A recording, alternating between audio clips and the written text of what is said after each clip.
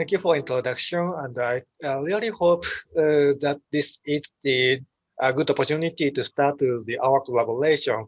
Okay, so let me start today's lecture, namely basic of memory hierarchy in multi-core processors. Okay,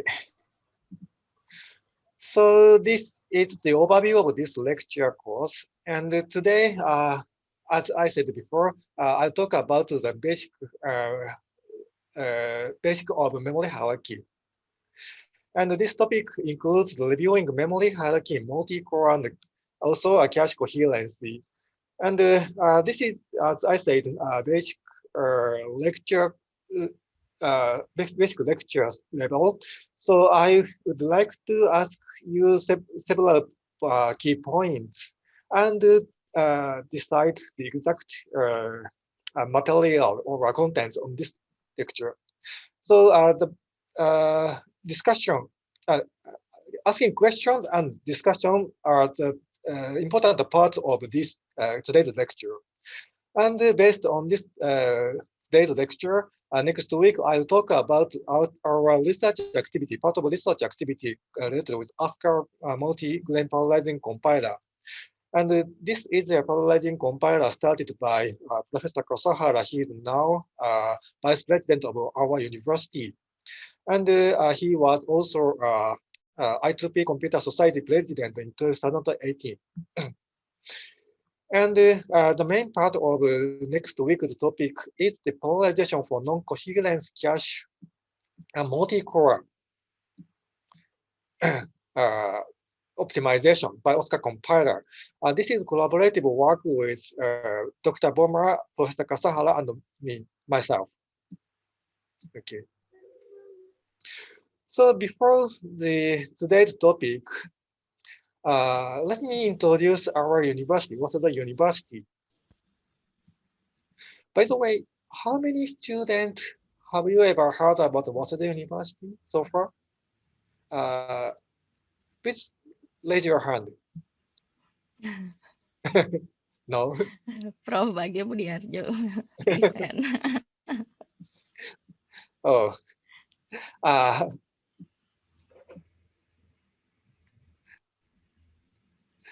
Okay, so, please remember Waseda University today. Okay, this is one of the oldest university in Japan, and this is founded in 1882 by Mr. Shigenobu Okuma. He was 8th and 70th Prime Minister in Japan. And Waseda University is located in the center of Tokyo. This is very convenient place. This is the center of Tokyo, and this is the Waseda University. And this is very near from Haneda Airport and Narita Airport. So if situation will become safe, please visit our university, our campus. We are very welcoming. And this is Green Computing Systems Research Center. I'm the director of this center in Waseda University. This is a center for collaboration with industries about the green computing. It means we are working together about the low power computing with industries. So again, this is the center of collaboration with industries. So this third floor and the fourth floor are for industries. So actually, we tightly collaborate each other. And the fifth to seventh floor are for laboratories in university. And this is my office, and this is Professor Kasahara's office, and this is the student floor.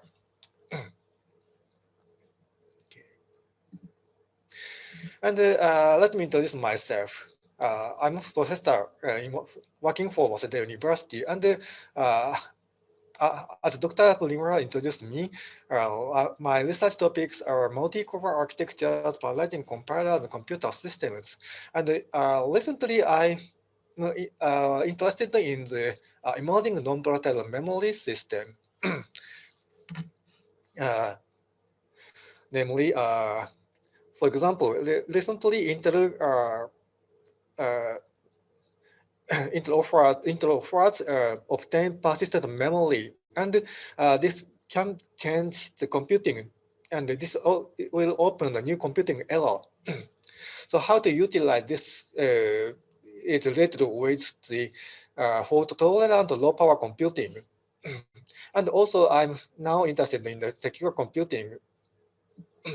But today, I will focus on the very important part of today's computing system, namely memory hierarchy.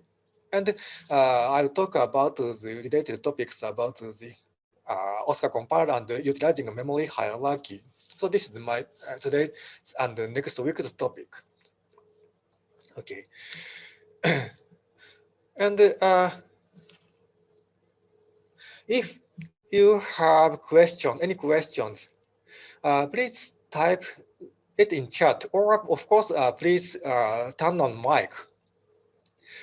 And if I found it, I'll try to answer them as soon as possible. Okay, so please do not hesitate to ask questions. Okay. So again, I'll introduce today's topics briefly. So I'll start from the basic of cache. Maybe many of you have already studied about it. And cache in multicore, more detail, cache coherency, and it started from the Snoopy-based cache coherence protocol and then directory-based cache coherency protocol. And if we have time, not enough time, I'll talk about the memory consistency models. This is a tough topic, but it recently very important to understand the organization of the multi-core computer systems and emerging memory systems. Okay. So let's start from the memory hierarchy.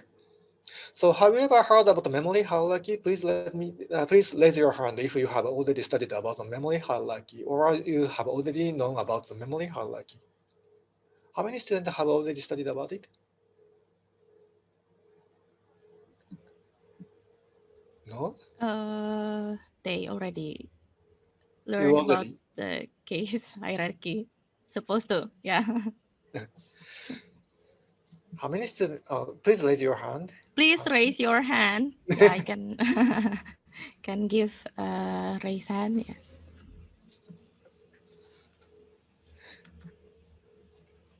So I'm very welcoming student response. No? Raise hand. They are raising hand in Zoom, Prof. In Zoom. Yeah, in Zoom. Yes. Oh yeah. Yeah. There is a blue hand in the video. Yeah. Yeah. You can see the button, raise hand button. Okay. Okay, let's continue. So in a logical view, computer system has a processor or processors and main memory. And there's a speed gap, very wide speed gap. So usually today's processors is running at 1 gigahertz or 2 gigahertz or so on. Maybe your not PC is running at around the 1 gigahertz or higher. And maybe your desktop PC is running at 2 gigahertz or 3 gigahertz or higher. So assume that your PC is running at 2 gigahertz. And this means the clock, one clock cycle requires 0.5 nanosecond. Okay, so this is the execution unit time. On the other hand, main memory is too slow. This is typical today's memory access delay. 35 nanosecond. And in addition to this memory access time, we must assume the signal propagation delay. And totally, when a processor must access the main memory, it requires 80 to 90 nanoseconds. But a basic execution unit on the processor is 0.5 nanosecond too far. One memory access requires this burst memory latency. This is infeasible. So, recent computer systems have hierarchical cache memories, namely L1, level 1 cache, level 2 cache, and level 3 cache, typically. And what are the differences between these caches? Can anyone explain the differences between among L1, L2, and L3 caches? Please, you may unmute yourself if you can answer Professor Kimura Can anyone question. answer? Of course, answer on chat is okay.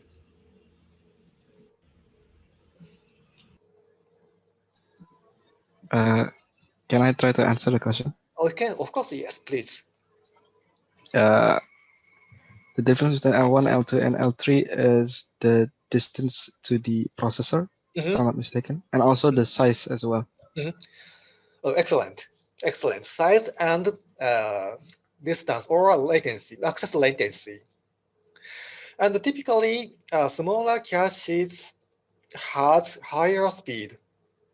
Larger caches or larger memory requires more latency. So this is the typical parameters.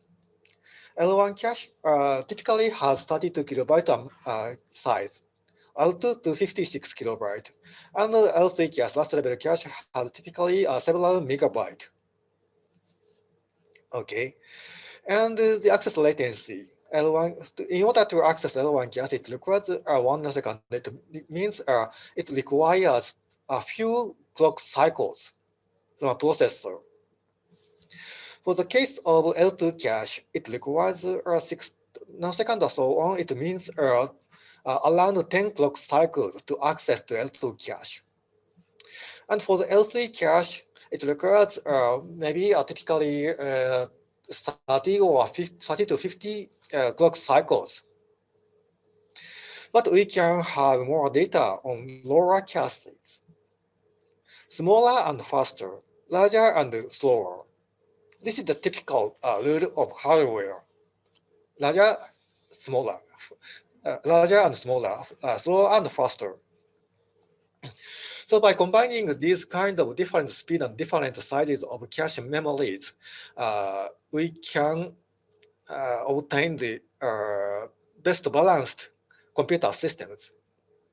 And when the processor can continue to access L1 cache memory, the processor can execute it at the maximum speed. But again, L2 is slower than L1, and L3 is slower than L2, and the memory is much slower than the cache memories.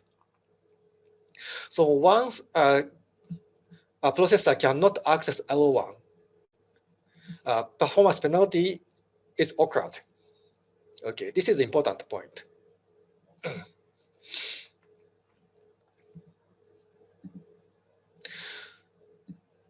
So the next question is, okay, now our computer system has hierarchical cache memories and main memory. And next question is how a processor, how a computer system can utilize this cache memory, these cache memories. How these cache memories are managed.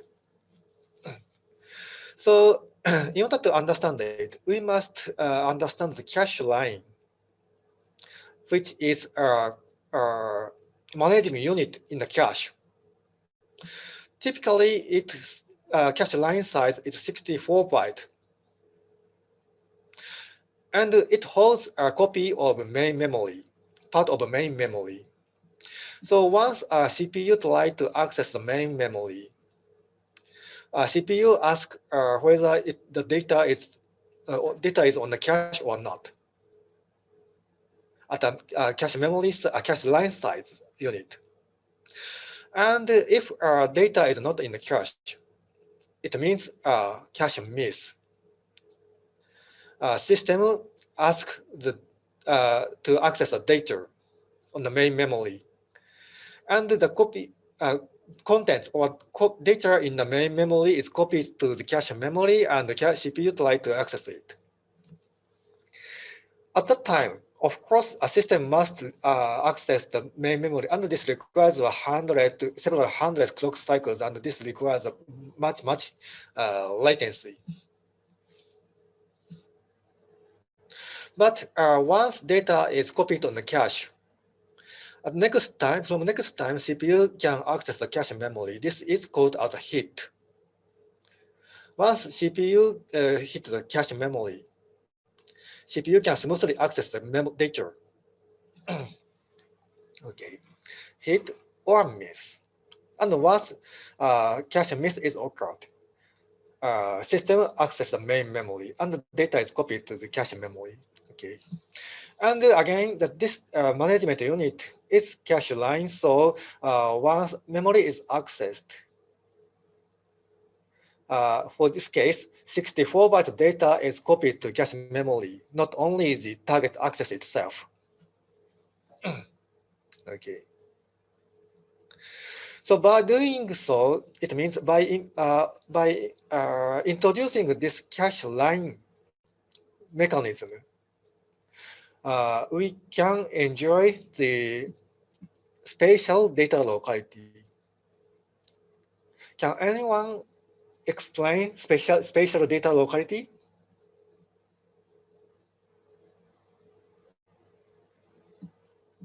Can anyone explain spatial data locality? What is spatial data locality? So I say 64-byte is a typical cache line size, but typically we use integer data type in C or Java programs. And what is the integer size? How many bytes are included in integer data type?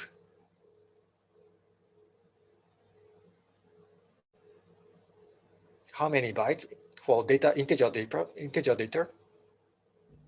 Can anyone cite? Want to try, Prof? Sorry? So the size of an integer varies among computers, but usually the size is around 4 bytes. Excellent, 4 bytes. So typically 4 bytes for integer type. And sometimes we use long type or double precision floating point number, and they are typically 8 bytes. But it's smaller than 64 bytes. So for the case of integer type, one cache line can contain 60 integer elements. But experimentally, in many programs, once a data is accessed, near data is soonly accessed. For example, we usually use array data structure. Once first data array is accessed, maybe next second data array element will be accessed soonly. And once a 64-byte data is copied from a main memory to cache memory, of course, the first access is missed. But the next access, for example, the second array element can be accessed on the cache. It means cache hit. So we can enjoy this kind of locality, and this is called as a spatial data locality, spatial. Near data is soonly accessed. In addition to this spatial data locality, cache memory can utilize temporal data locality. So I said spatial data locality is once a data is accessed. Neighbor data is only accessed. So what is temporal locality? Can anyone explain it?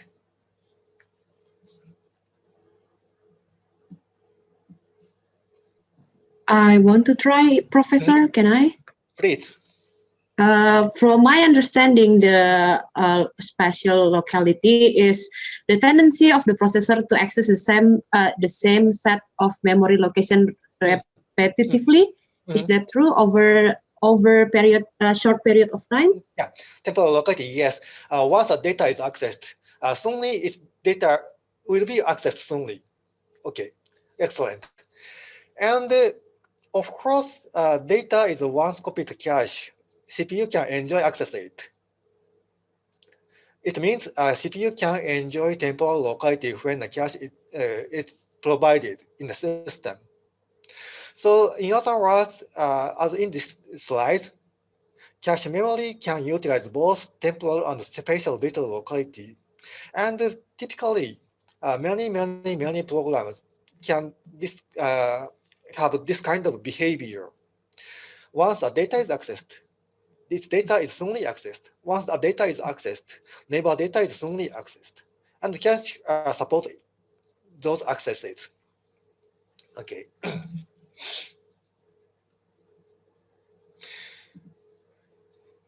And this is slide shows the typical performance gap between the CPU and the cache. I would like to omit the detailed meaning of this graph, but I would like to rough overview of the meaning of this cache.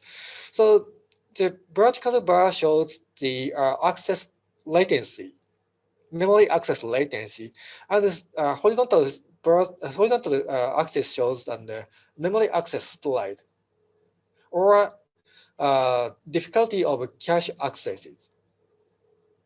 Depending on the cache access, memory access range, the behavior becomes changed. It means if access range is shorter, smaller cache tend to be hit. If access range becomes larger, smaller cache tend to be not accessed. Instead, larger cache tend to be hit. So we can understand the access latency for each level of cache. So this is the typical case of L1 cache access, and it shows L1 cache access requires a few nanoseconds. Maybe this is a level 2 cache access time. Maybe 5 or 6 nanoseconds is required to access level 2 cache. And this may be L3 cache. Over 10 nanoseconds is required. And finally, this is the main memory access time. Around 100 nanoseconds is required to access main memory. This is wide speed gap. So this graph also gives a very important insight. When we want to obtain a higher performance on the same computer, we must utilize cache memory. We must access L1 cache, higher level cache as much as possible. So many engineers have worked on their own product from hardware and software side. And particularly for game programmers and high-performance computing programmers tend to tune their program in terms of cache utilization because there are wide speed gap. So we must understand the behavior of cache memory. So the next point is how a cache line is managed. How a data is copied on the main cache memory from a main memory. So I think you have already studied about the direct mapped cache, set associative caches, and fully associative cache. So I want to make a question, simple question. Now we have three kinds of cache memories in terms of the data placement on the cache. They are different from the data placement policy. So which is the simplest one? Which is the simplest one? Which is the simplest policy among these three policies? Professor, I would like to try. Please. So based on your questions, the simplest cache is the direct map. Exactly, yes, excellent. And how about the most complicated, complex one? Most complex one?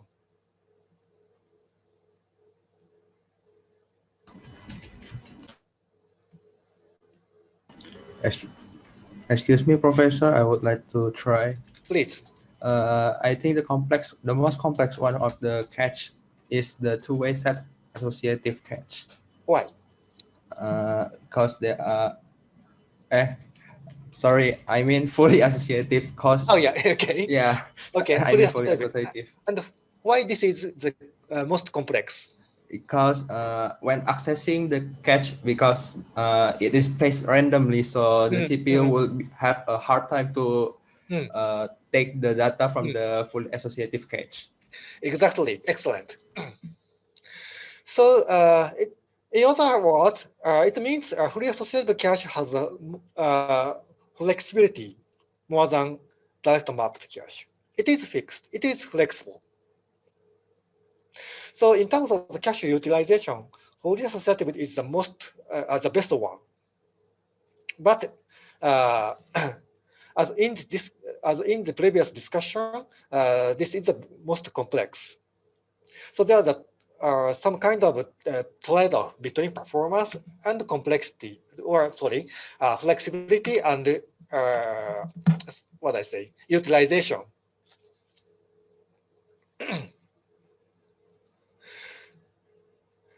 So let's investigate it more when by checking the direct map behavior of direct map cache. So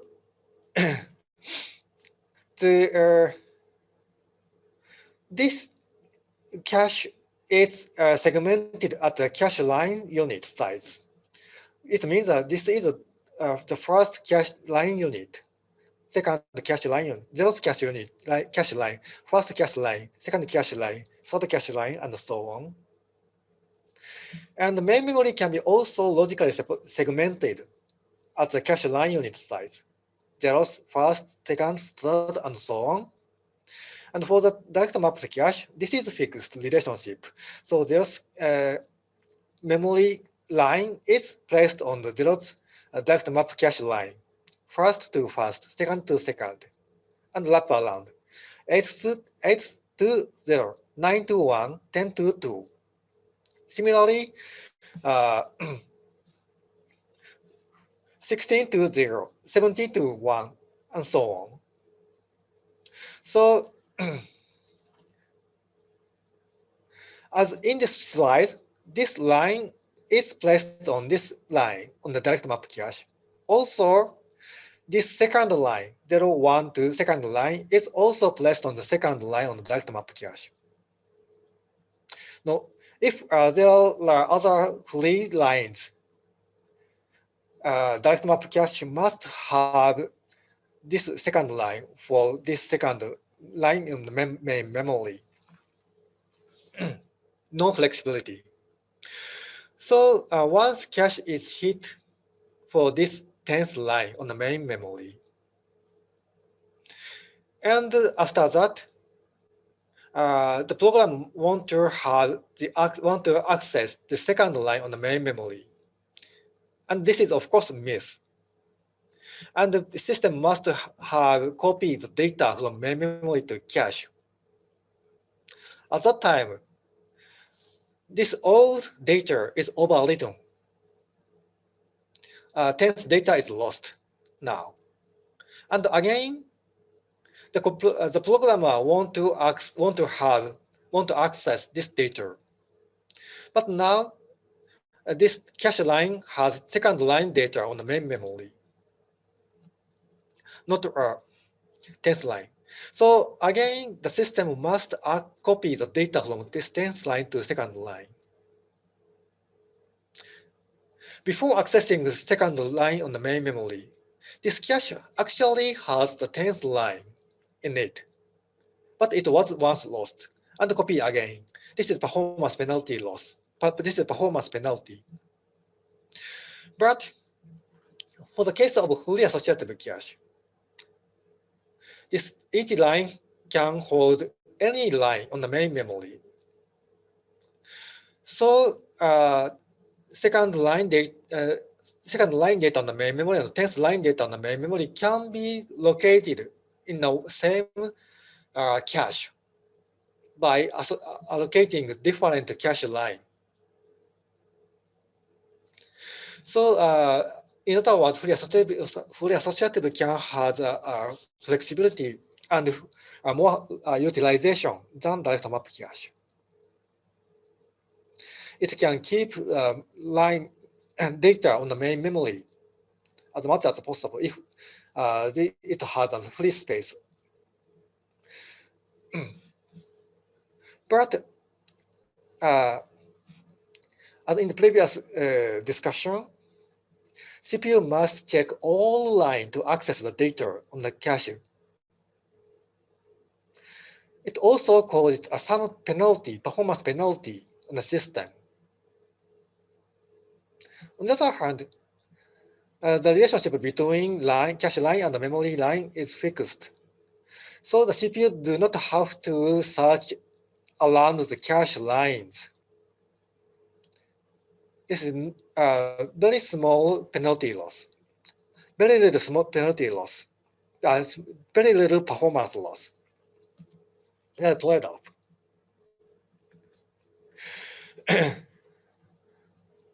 So cache architecture designer developed this kind of hybrid approach set to associative cache.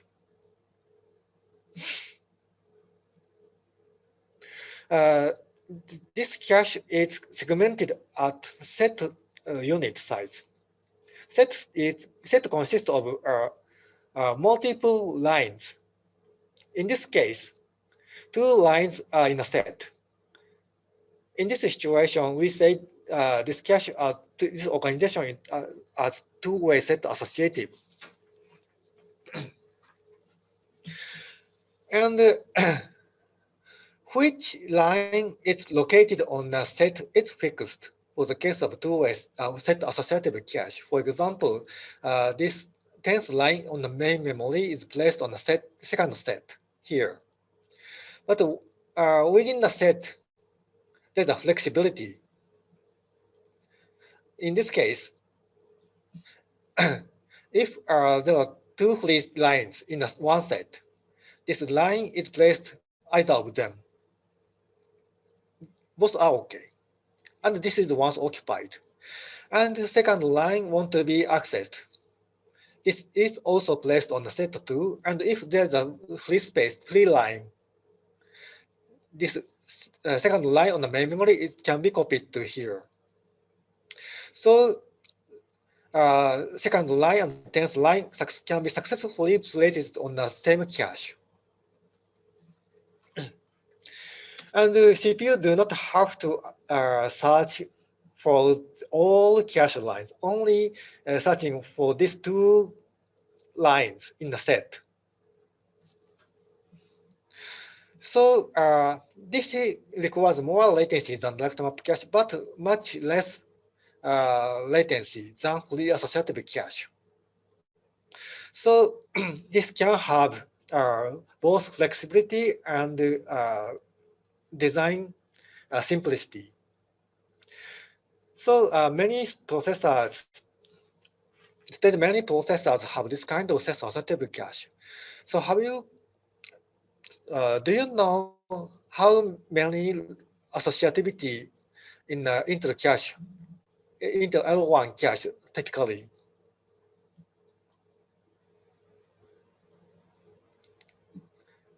This is very maniac question. So many Intel processors have 8-way cache in the line L1 cache, 8-way set associative, 8-way set associative. This is the typical one, typical case.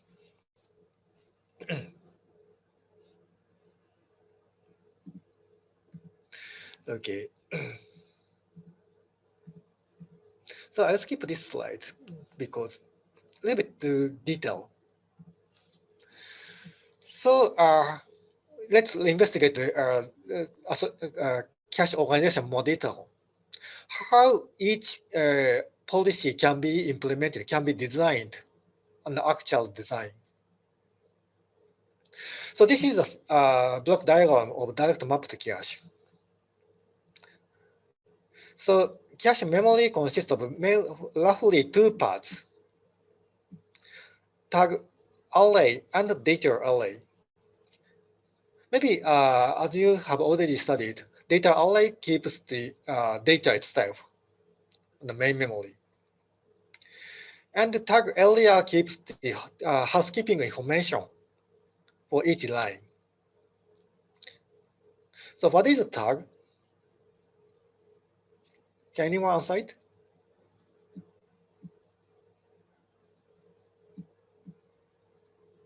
What is a tag? Tag, how a cache does use tag area?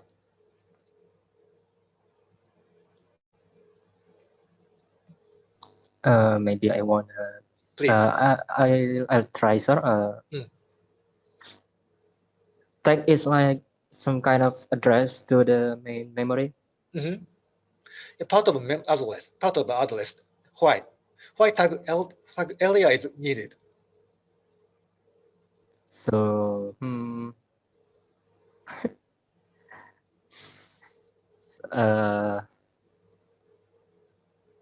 maybe so the processor can process it faster. Processor. The processor can access the data faster. Yes, processor can access the data, and the fundamental point of the providing tag information is identifying where data came from. Where data came from. As in the previous slides, one cache line in the cache memory can have multiple locations on the main memory. This line can be placed here, this line can be placed here, this line can be placed here, and so on. And the CPU try to access data with its address. By giving address, CPU and the memory system can identify its location.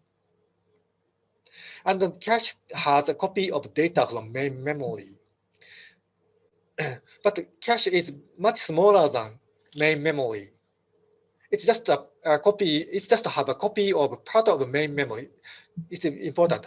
Copy of part of main memory can be held. Only part of the main memory can be copied in the cache memory, small cache memory. So in order to access the data appropriately, some address information must be provided in the cache memory. So this is why tag area is required to housekeeping area. Oh yeah, someone answered required memory address. Yes, part of required memory address.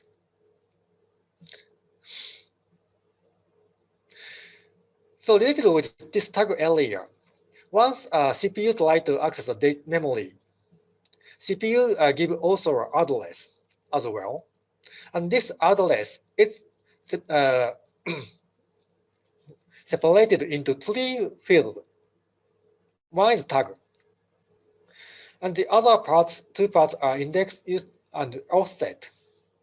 And this part is used for identifies cache line itself for the case of direct mapped. When this is 0, this indicates this address is for 0th cache line. When this field becomes 1, it means this address is used. This address is related to associated with first cache line. This is 2. This address is associated with the second cache line, and so on.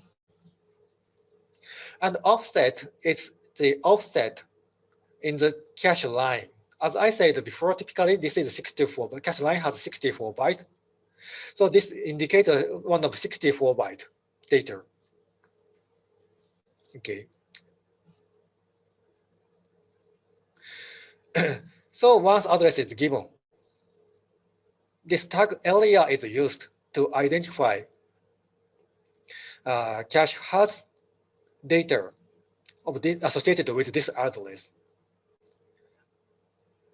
And also, index is used to identify the associated cache line. Now, this index field indicates this line is associated with this address.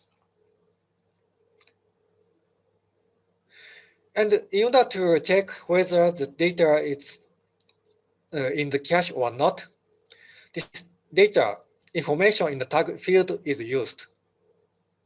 And this data in it and the address tag field is compared. If they are same, this indicates data for this address is in the data array. It means address is hit, data is hit, and CPU can access data in the cache successfully. Otherwise, it means miss, and the cache controller try to access lower level cache or main memory, and copy the data appropriately from main memory to data area, and set the tag appropriately. In addition to this tag area, some other housekeeping information are required to manage cache appropriately. The typical tools are valid bit and modified bit. Valid bit indicates whether this data in the cache is valid or not. If appropriate data is copied to the cache, this valid bit becomes 1, otherwise 0. Initially, all line has invalid data, of course. This is no copy in the cache. So initially, they are all 0. And once data is copied again, this valid bit becomes 1. So when the cache has same tag data as given address, this valid bit field is also checked, and both of them are okay. CPU can access the data on the cache. And the modified bit is also used typically. This indicates whether data on the cache is modified or not. It means when this modified bit is 1, the data has been already modified, and this indicates that the corresponding data on the main memory is different from the data on the cache. It means an inconsistent state.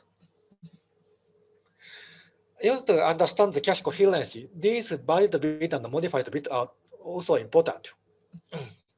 So due to the time limitation, I must speed up the lecture. So this is a block diagram for two-way set associative. Basically, it's same as direct map cache, but the most different point is it consists of 2 ways. And one way consists of tag array and data array as same as direct map cache. And the address field is also, given address is also separated into 3 fields like tag, index, and offset. And index field is also used to indicate the cache line.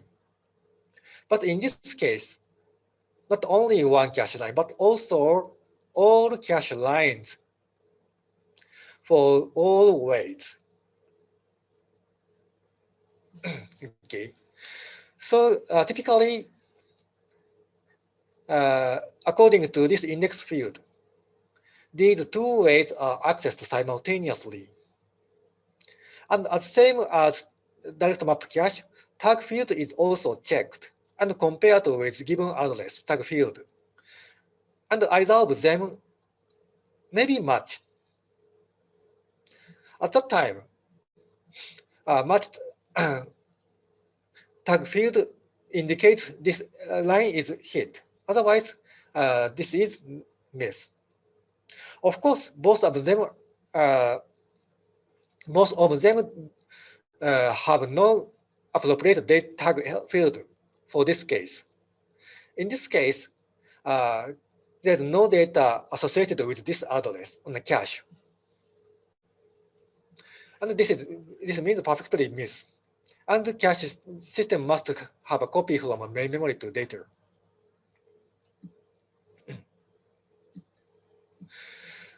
So we can see this is a multiplexer. This chooses one of the appropriate data from the weights, all weights. And this multiplexer is controlled by the tag matching result. And the performance penalty comes from this multiplexer. Comparing with direct map cache, there is no multiplexer here for direct map cache, but multiplexer is required here.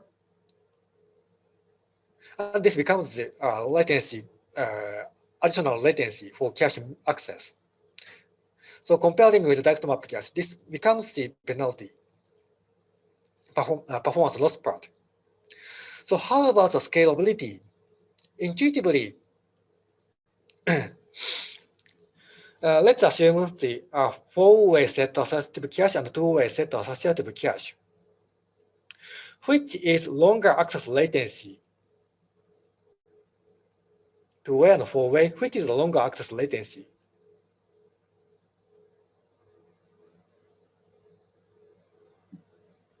Two or It's four? the Yes, full, please. Four, full yes. 4. Why?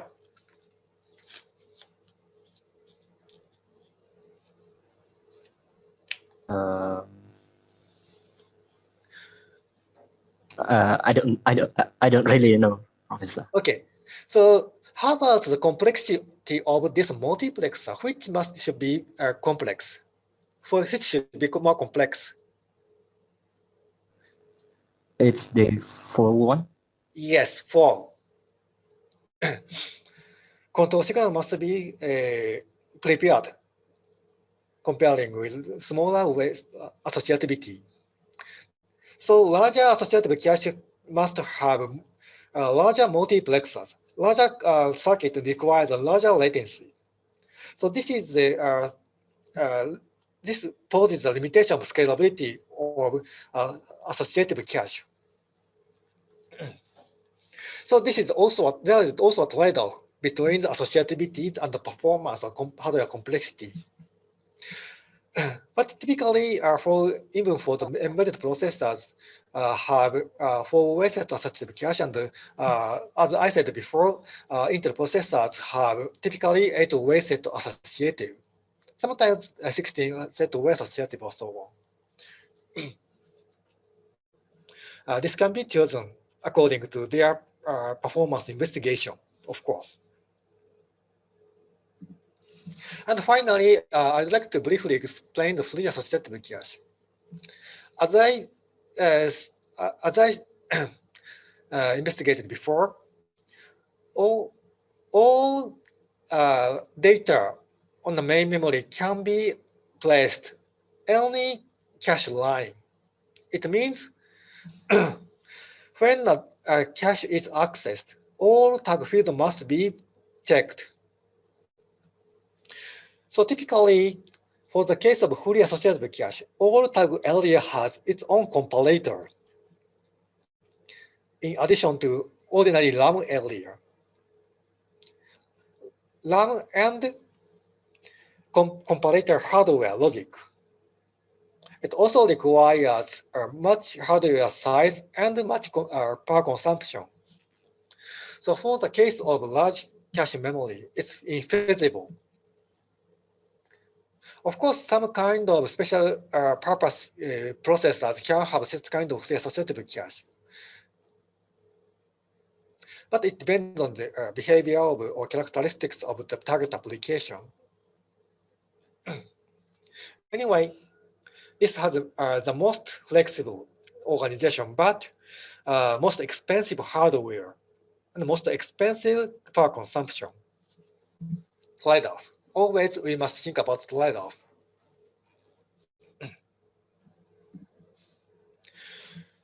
And once data is placed on the cache, and other different data must occupy the same cache line. And there are several choices when we think about the set associative cache. Okay, now let's assume that the data occupies this line, and the another data occupies this line, and we must want to have another new data. And this also must be also placed on this line or this line. So it means either one of two data here or here must be evicted, must be overwritten. So the next question here is, which line should be replaced? Which line should be overwritten? There are several policies. Typically, many textbooks say LRU, least recently used. And also, 5.4 policy is also introduced in the textbooks. So, in terms of the utilization, cache utilization, which is better? LRU and FYFO, which is better one in terms of the cache utilization? Or which is a better policy intuitively?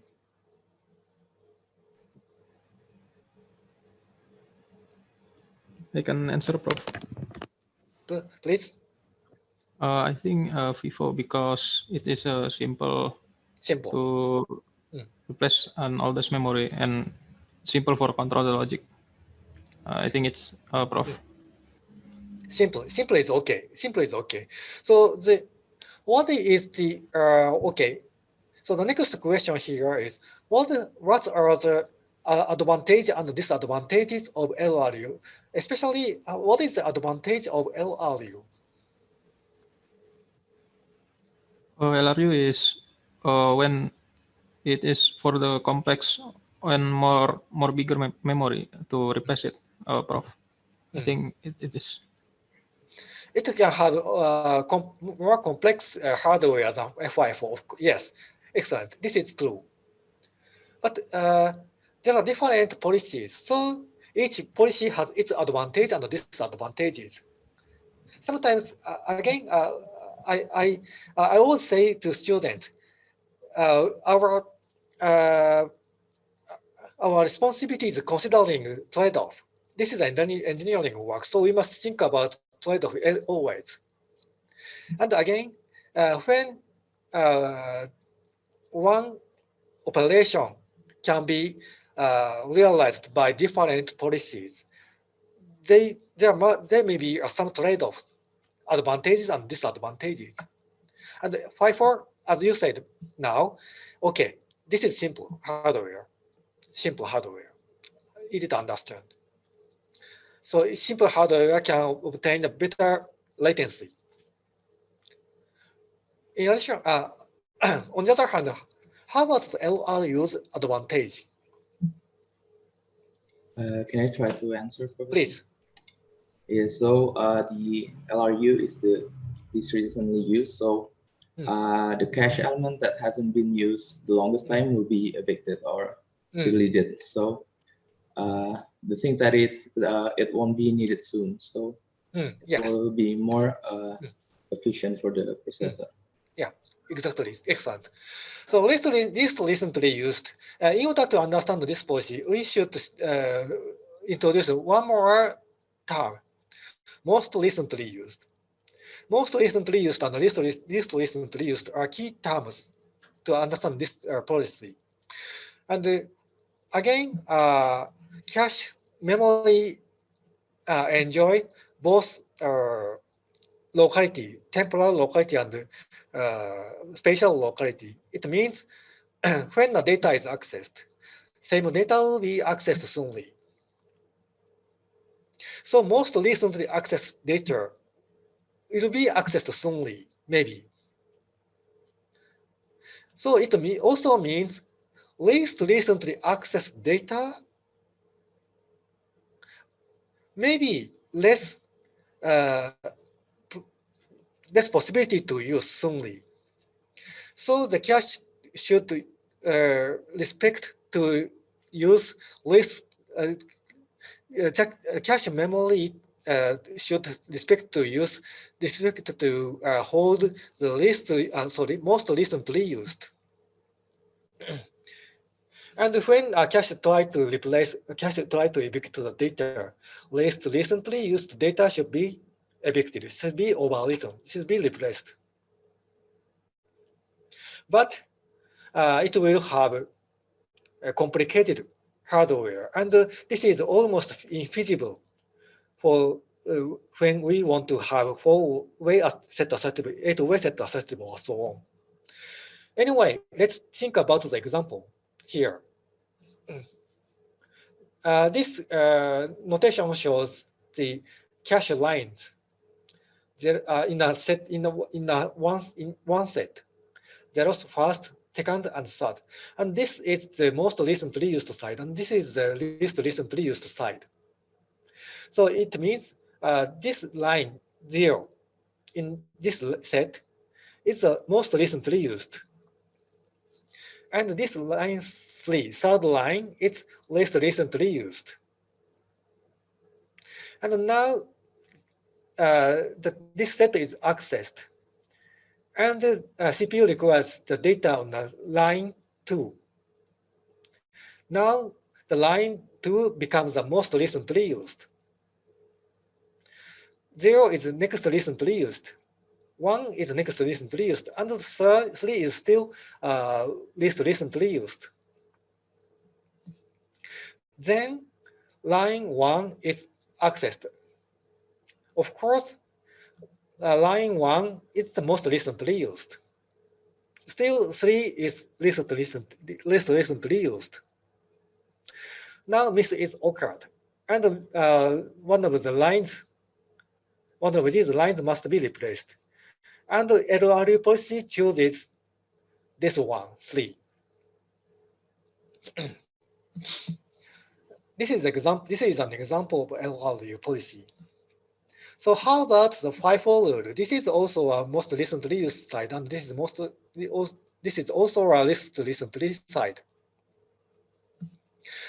So,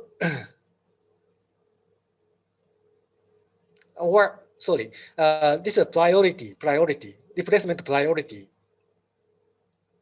And 0 is the oldest one. 3 is the latest one. Latest means the last placed line in this set. Now hit 2 is line 2 is accessed. Priority is not changed. 1 is accessed. Priority is not changed. Now miss, and some line must be placed.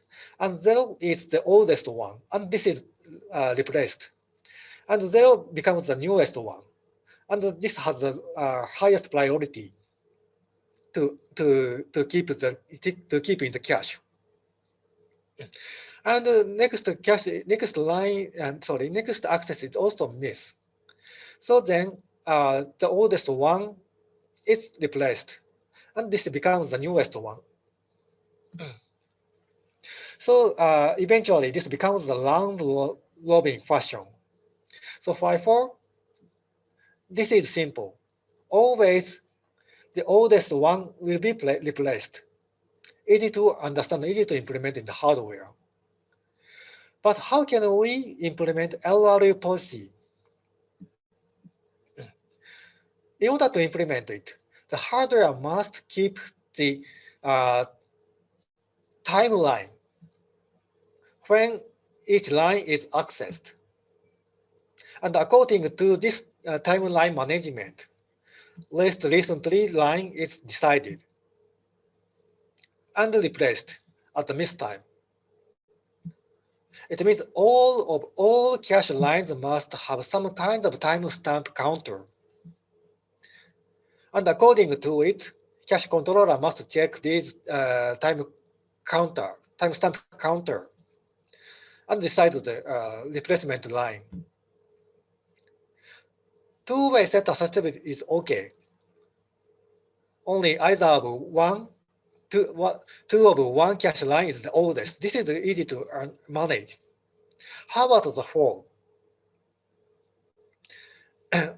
Larger than two-way set accessibility policy, the hardware must have a timestamp counter and keep management of timeline for each cache line. This requires a much hardware cost than 5.4, two-way set accessibility policy, and so on. So actually, this is infeasible. So today's hardware, many hardware implement it as pseudo LRU. Or sometimes it is implemented as MRU policy. But logically, LRU can have the best performance, best utilization. But again, there's a trade-off between utilization and between hardware cost or latency, anyway. And sometimes lambda is also used when the hardware has much larger associativity, anyway.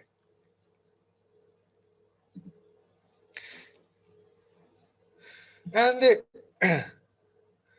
maybe this is the last slide of the basic cache. I must speed up. When the cache is modified, when the data is written, data is stored by store instruction from a CPU. Typically, there are two ways, write through and write back. Write through policy is written data is directly go to the main memory. So it means always data on the cache and the data on the main memory are consistent, same.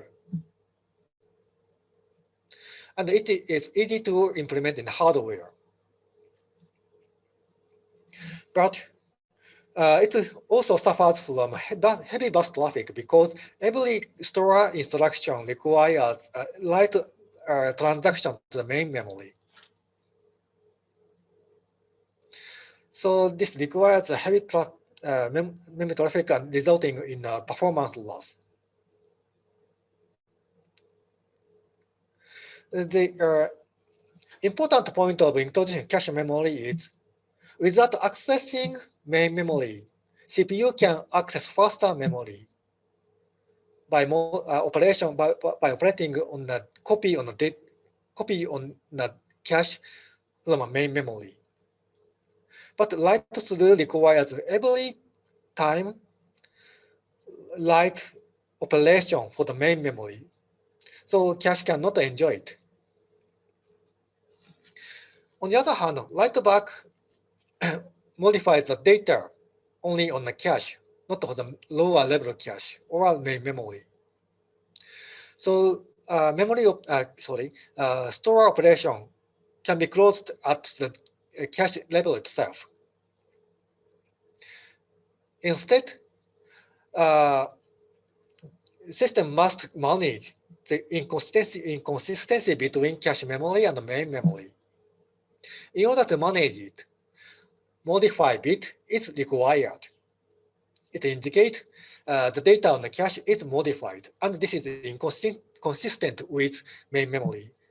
So when the data on the cache is replaced, cache line is replaced, modified data must be written back in the main to the main memory. So the advantage of this write-back policy comparing with the write-through is less bus traffic, of course, but it requires a complex implementation. It requires a state machine, complicated state machine.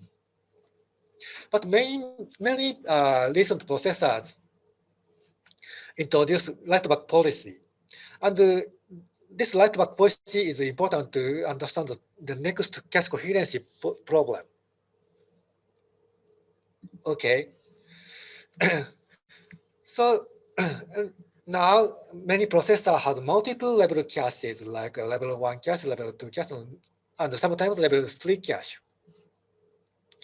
Faster but smaller, larger but slower. And by combining these different cache levels, system can have a good trade-off between performance and cost.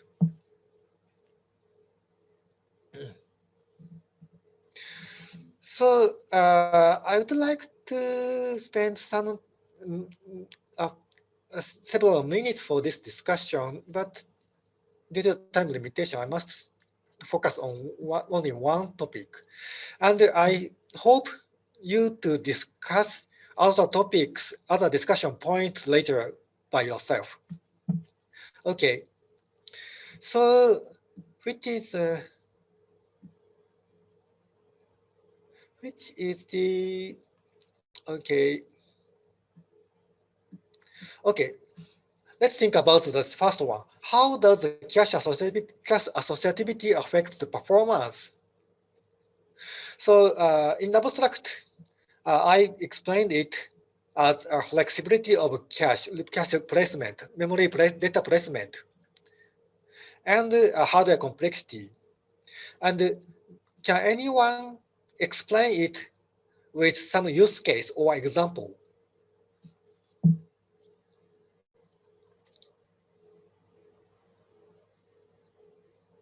Or in other words, how can we choose the better associativity?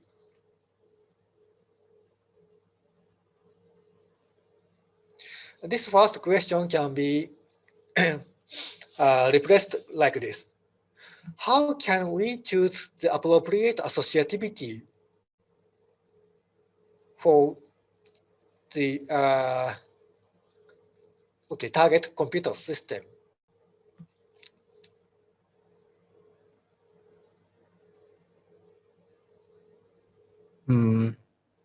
May I try to answer, sir? Professor? Please. It depends on the system we want. If you want to, if you want to make a fast machine, maybe we can use the full associativity, but with higher cost. In the other hand, if we really don't need to put so much performance on the system, we can use the direct mapping.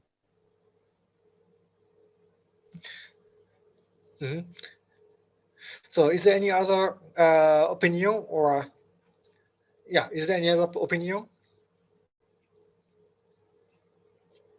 This is discussion. No exact true answer, no exact false answer. This is the discussion. May I try to express my opinion, sir? Please.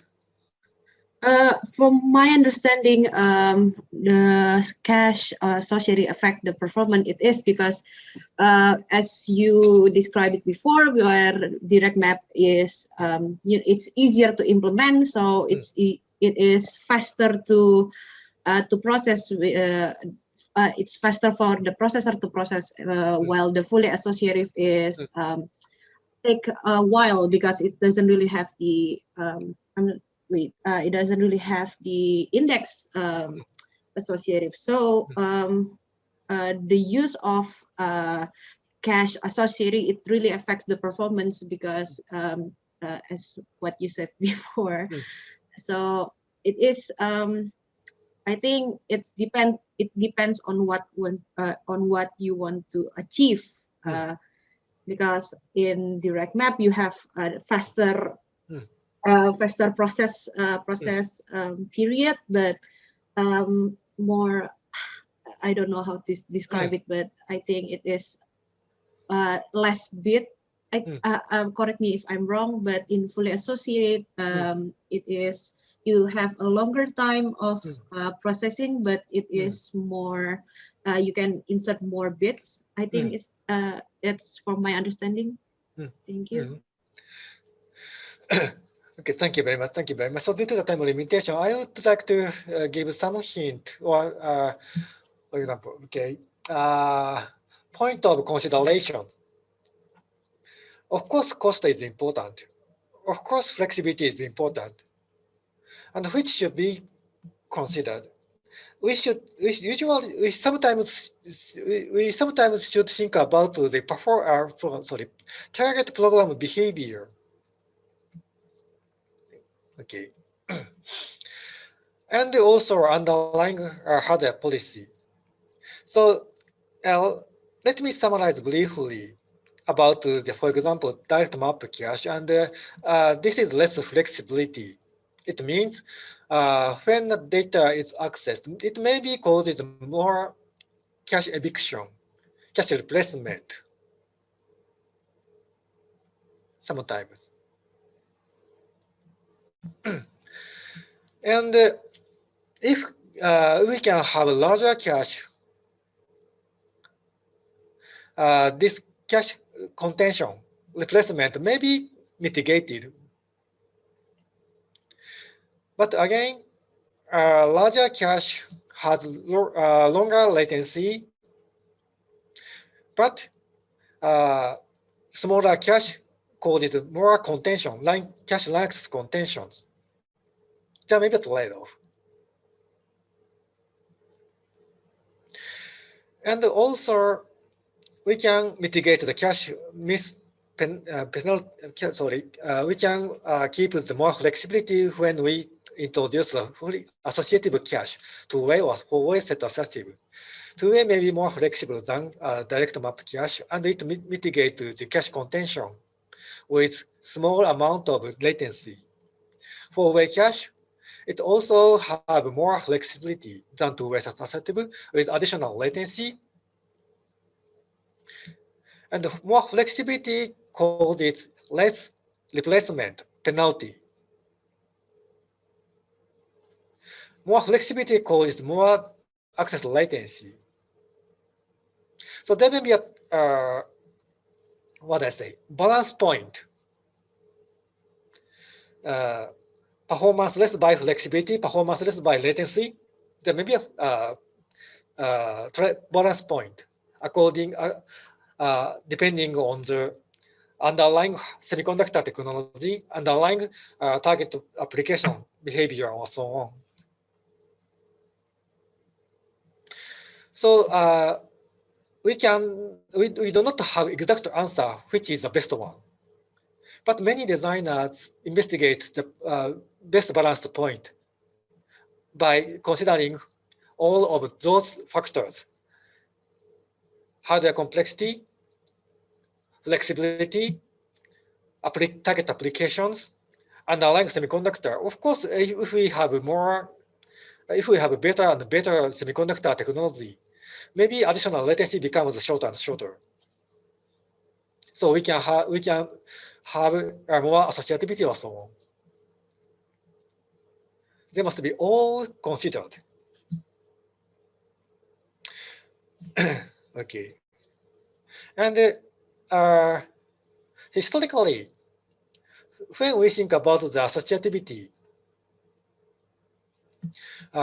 who is the most appropriate? Because at one function or one task, we usually use 4 different data at a time. In order to keep these 4 different data in the cache, 4-way set associative is appropriate. Anyway, there may be much considering point. So I hope you to keep discuss each other about these topics. That again, there's no exact correct answer, and discuss each other can introduce more knowledge, more insight to you. Please. Okay, so now we have very limited time. And I would like to introduce basic of multiprocessor cache coherency. So before introducing the idea of cache coherency, let me introduce the target architecture overview. So this is a typical multi-core multiprocessor system. Of course, there are multiple CPUs. And along with each CPU has private cache. And the important point here is each cache has its own copy of main memory. Copy of A, it's in this cache. It also has copy of A in the main memory here. It also has. Also, S2 cache also has a copy of data, of course. But important point here again, each cache has its own data independently. So there may be a possibility such that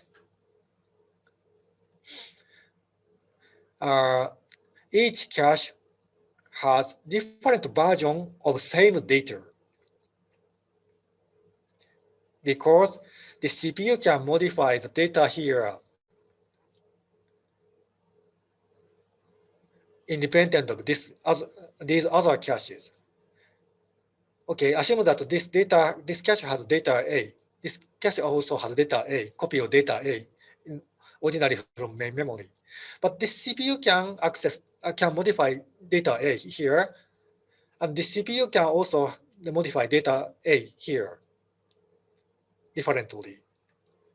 So this is the problem. Anyway, now we can understand there are multiple CPU cores in a system, and each CPU core has its own data cache here, here, and here.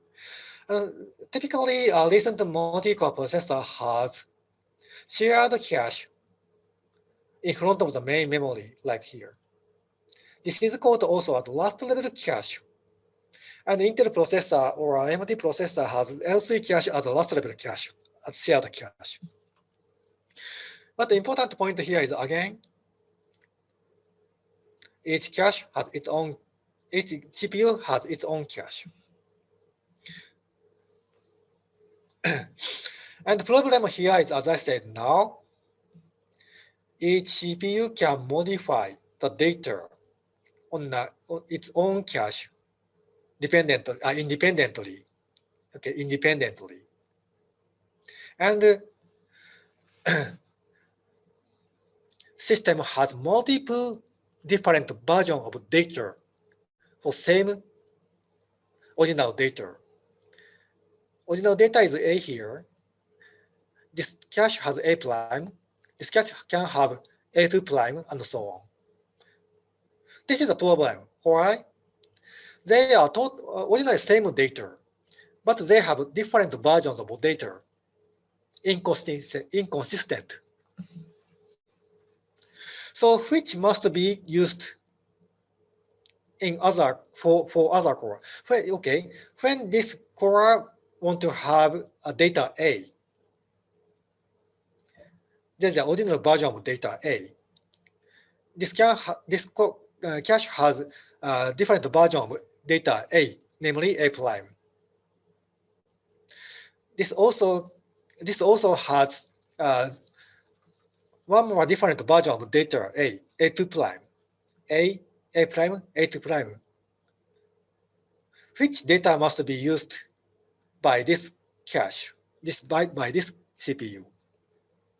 The answer is there is no correct data in this scenario.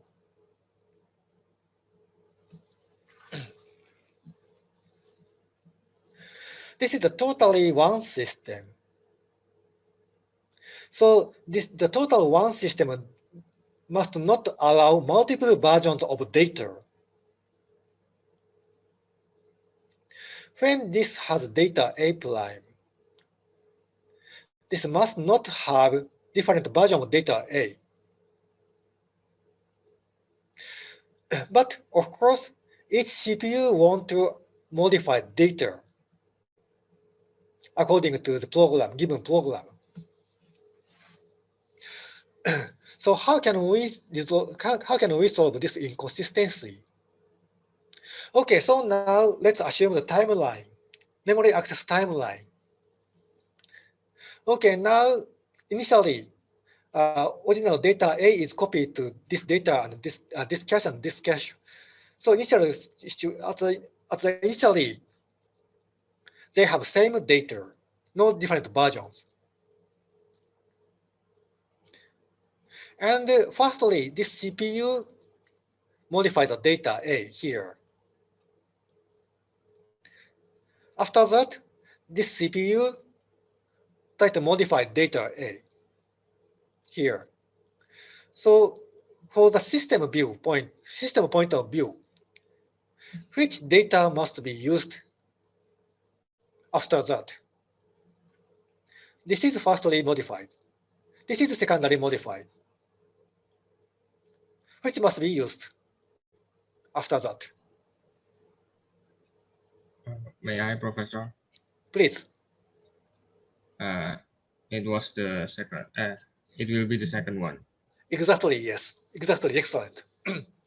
The last one must be used. So once this modified data, the old data must be invalidated.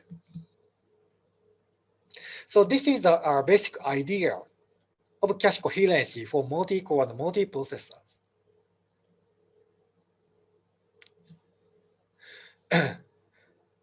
By doing something effort by the hardware, only the latest data must be remained, and all the data must be banished from the system. Okay. So this is the principle of managing cache write. Most important principle. The latest memory object is always only one in the system. This is the important point. There have been many kinds of cache coherency mechanisms, but the most important principle which they try to keep is here. The latest memory object is always one, only one. So different versions A are not allowed. All the data A must be invalidated here. And also, what is the serialization here? Okay, now again, the oldest one is only one. The latest one is only one. So let's assume timeline again. This CPU and this CPU try to modify the data A simultaneously. How can a system deal with this situation? The answer is serialization. The system does not allow the simultaneous update of same data. They must be serialized. Priority is chosen by the system, depending on system policy. Now assume that the left side one has the higher priority than right side one. Okay. Now again, let's assume that this CPU and this CPU try to modify the same data A simultaneously, but system does not allow it. System allows the data modification for the higher priority CPU. In this example, this CPU is allowed to modify the data. And after that, this CPU can modify the data. This is called as a serialization. So this is the meaning of CPUs must be serialized. Thus, the system can keep always the latest data is only one in the system. So the problem here is how can we keep it? There have been many techniques, and those techniques decide the state update policy. How a system translate its state to another state. How a system can keep the data access order, or so on. And this is called the invalidation protocol. Why invalidation? Because all the data is always invalidated. This is the principle to keep the coherency. So this is called as the invalidation protocol. How all the data is invalidated? So in order to understand this policy, we should the implementation or design for serialization. Which kind of design can realize the serialization in a light memory write request? Here we should review the bus in the computer system. How many students have heard about the bus in the computer system? Would you raise your hand? How many students know the bus? Would you raise your hand? Okay. Let's review the bus. It's very simple. Wire among the modules, hardware modules in the system. What is for wire? Wire propagate the signal, electrical signal, module to module. And the one important characteristics of bus is bus can connect multiple modules like this. Here is the example. This is a bus, just a wire to propagate the signal. And this and multiple modules, hardware modules, are connected to this bus, one bus. And when two modules want to communicate, this bus is used. How? Assume that this want to communicate with this module. Request is given to the bus. And once this is accepted, this signal, request signal, it's propagated to this bus, or whole of the bus.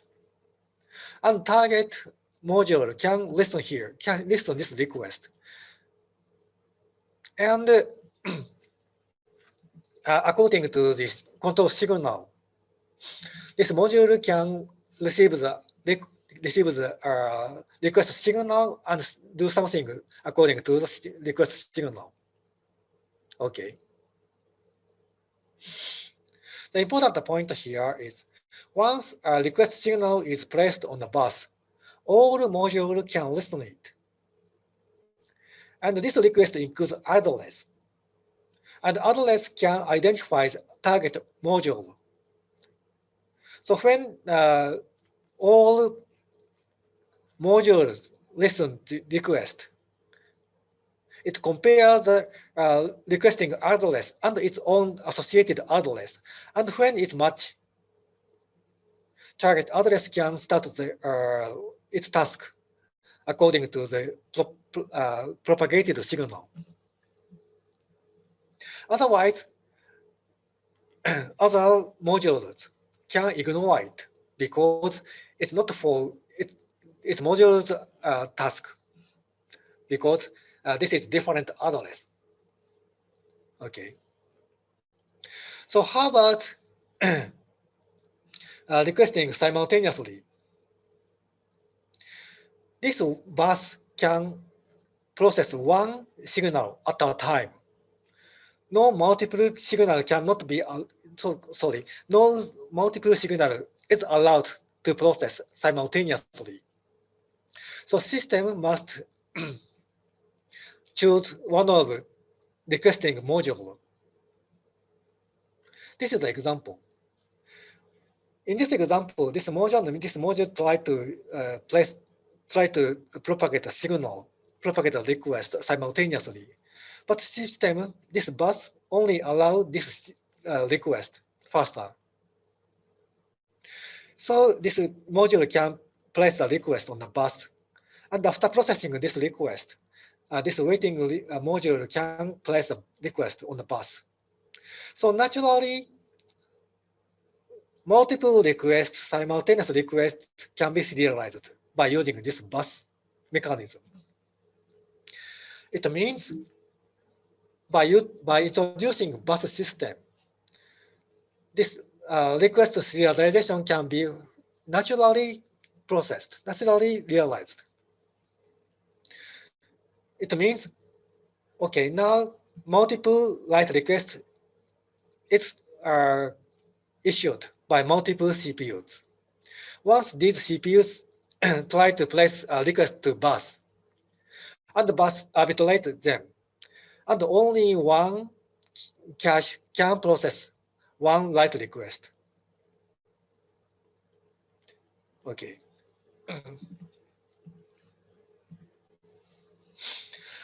So based on this point, let's think about the cache coherency, how to keep consistency among multiple caches and multiple cores. This is one example with write-through cache. Let's start from this situation. Now CPU 0th cache has a copy of data A. And this try to modify the data A to A prime. Also, this CPU1 has a copy of data A at initial time, at the starting point. But this is modified to A prime, and this is write through. So the original data on the main memory is also modified to A prime, but this has still old data. So this must not use this old data because this is incorrect one. So instead of keeping this old one, when the CPU 0 modify this data A to A prime, this cache controller placed the invalidation request on the bus. And as I explained before in the previous slide, this is the bus, and all cache is connected to the bus, and all connected hardware module can listen the request on the bus. And this cache also listen it. And this request says, okay, this data A identified by the address for A is now old. Okay, this invalidation signal has the information such that the data A associated with its address is now old. And by checking this information, this cache, CPU1, the cache can invalidate its own data A to invalidate data. So after that, when CPU want to try data A, this CPU1 make the request to cache, and the cache detect the request memory request is miss. And naturally, this cache causes memory read request from main memory to cache. And this memory now has the latest data A prime. So the latest data A prime is successfully copied to the cache, CPU1's cache. And CPU1 can use the fresh data. So this is the basic idea of cache coherency for write-through cache. Important point here is Once a consistency is broken, all data is invalidated by checking the bus request. Bus request placed by the memory update request.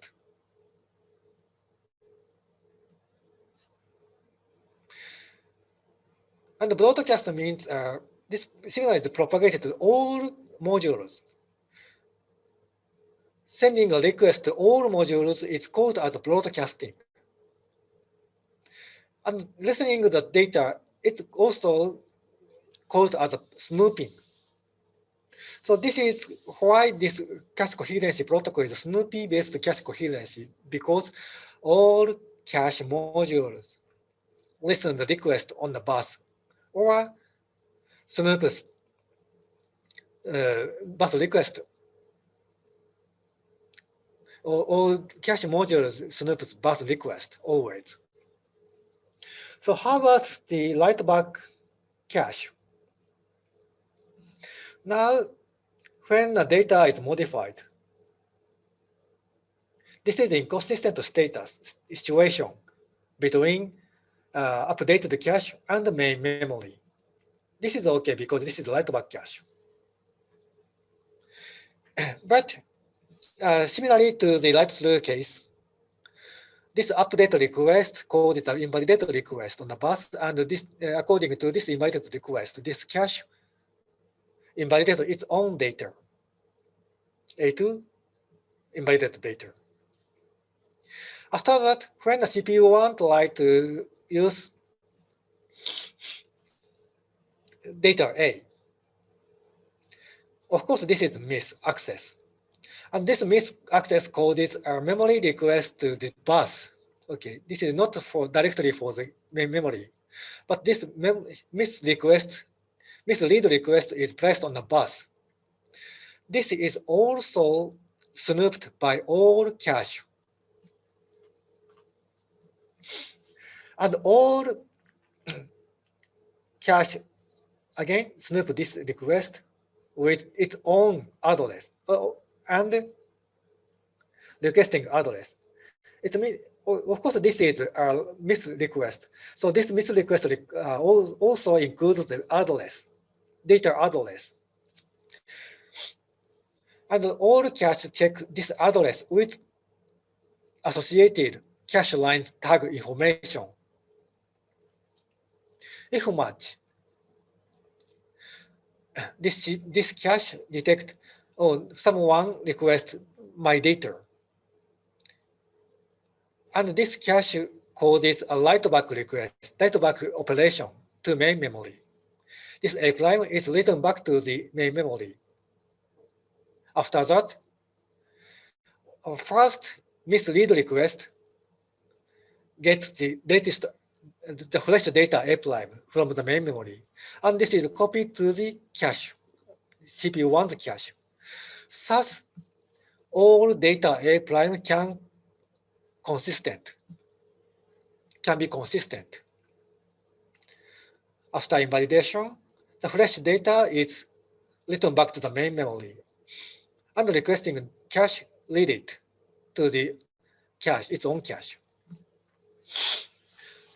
These operations are something complicated, but this is our basic operation in the cache in the today's multi-core processors.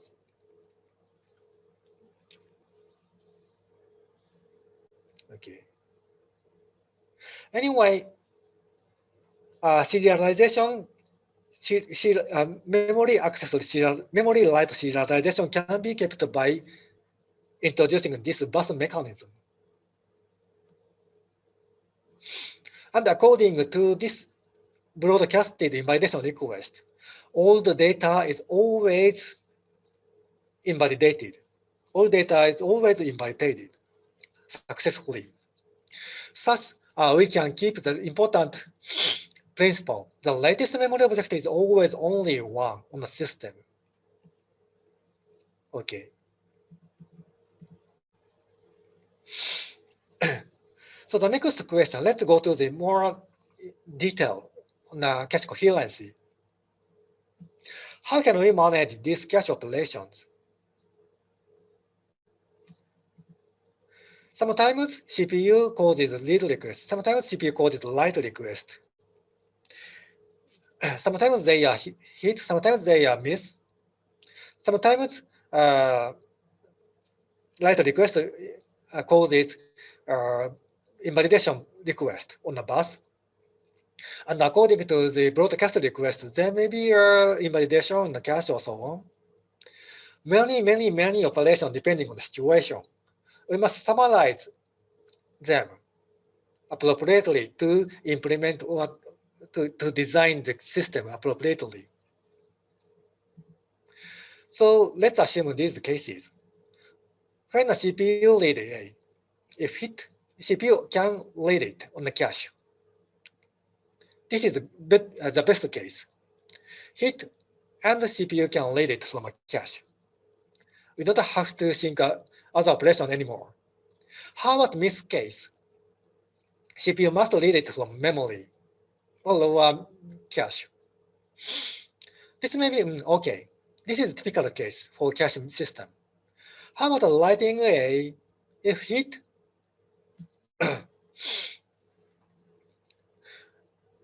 There are other choices.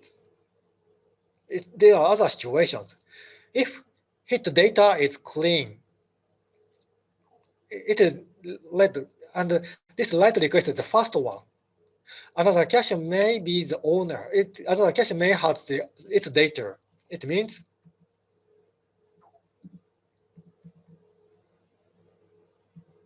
this initial situation, A and A.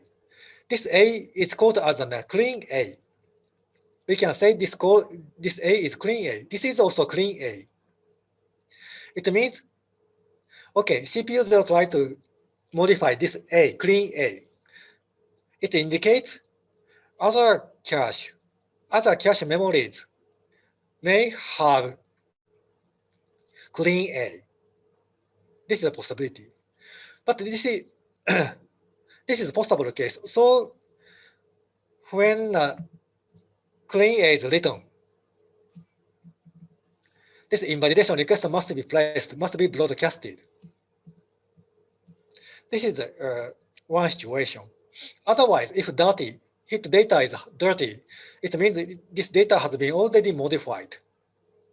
Only this cache has this data. So we don't have to place the invalidation data because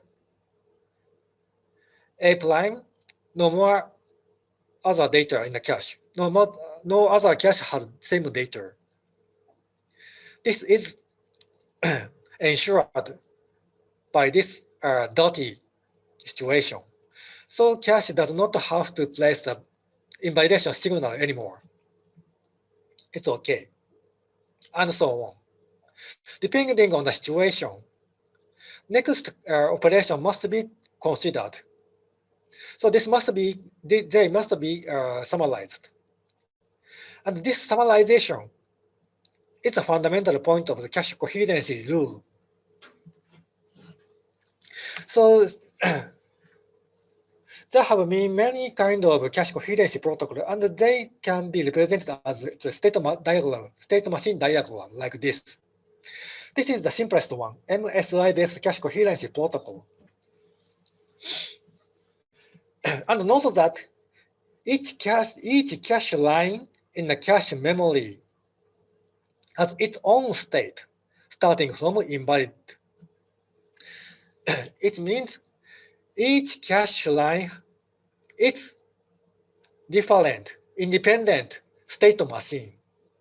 So if, for example, the cache in the system has 1024 lines, it means this cache has also 1024 state machine for each cache line. And again, this is the important point. Each cache line transients its state independently, according to the request from the CPU and from the bus. Anyway. So please look at this state diagram later in detail I will give some brief example. Again, initial state is invalid. No valid data in the cache. And once CPU tries to read data, of course, this read access is miss access. So at the time, invalid to according to this request, state transition is occurred by doing this request, namely place read miss on bus. And bus will process read request from main memory or so on. Anyway, eventually the fresh data is copied to the cache, and the next state is shared. What will indicate the shared state? In this case, valid bit. Okay.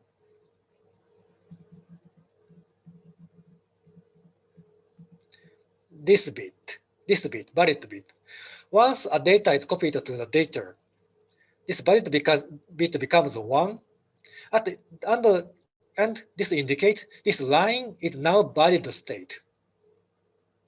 Maybe this also becomes valid state already, maybe. And this may be invalid initial state or so on, maybe. Anyway, each line has its own state, and they transient differently, independently.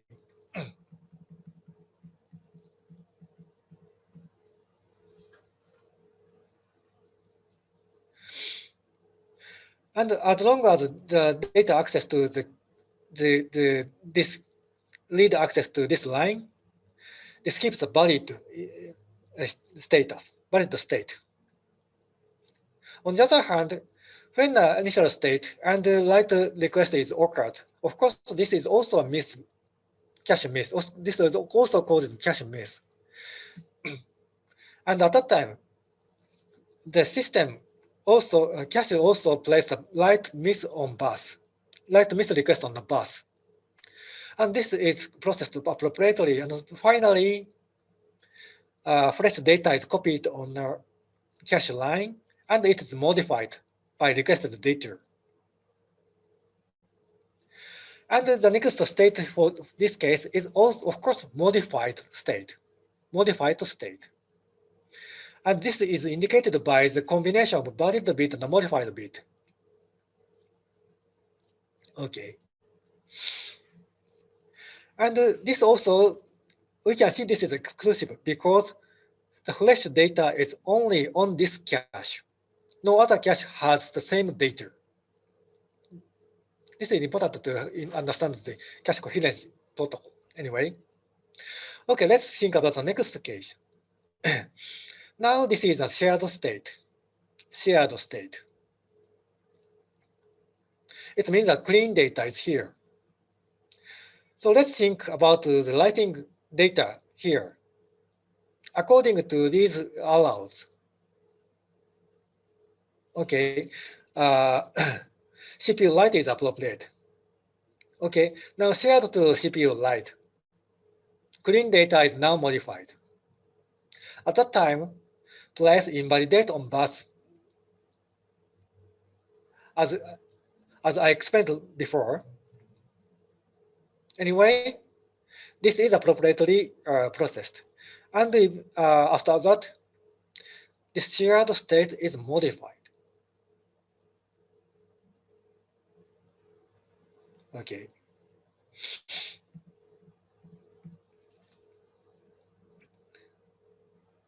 And this is, sorry, this is a confusing slide because originally I changed the color for this around this allow, but almost same color, sorry. Anyway, now we must think about how about the state transition for other caches when this invalid request is placed on the bus. Assume that now other cache in the corresponding line is now invalid state. Sorry, shared state. it means another cache has a copy of clean data A. And now it receives the write miss for this block data from bus. This is the request from bus. This is the request from the bus. Sorry for this difficult to identify slide. Anyway, this is request from bus. It means this invalidation request is propagated to this another clean line as this write miss for this block request. And this is invalidated. And finally, this another clean line becomes invalidated. How about the modified case?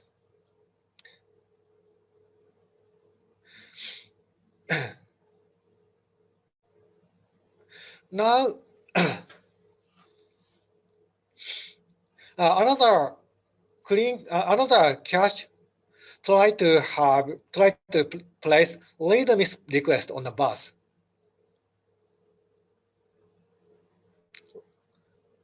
Read miss on the bus, as in the previous slide. This modified owner cache line receive the read miss request for this block from a bus. This is a bus request to the cache. This owner or modified line receives this read miss request from a bus. And by receiving this request, this state becomes shared. And during processing this state transition, this modified or owner data is once written back to the memory. And finally, its modified state becomes shared.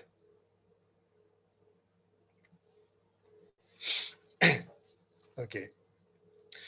So this is a little bit complicated. So please check, okay, this slide and corresponding this state diagram. So firstly, in this slide, both of these cache has original data A, and it indicates they are shared state.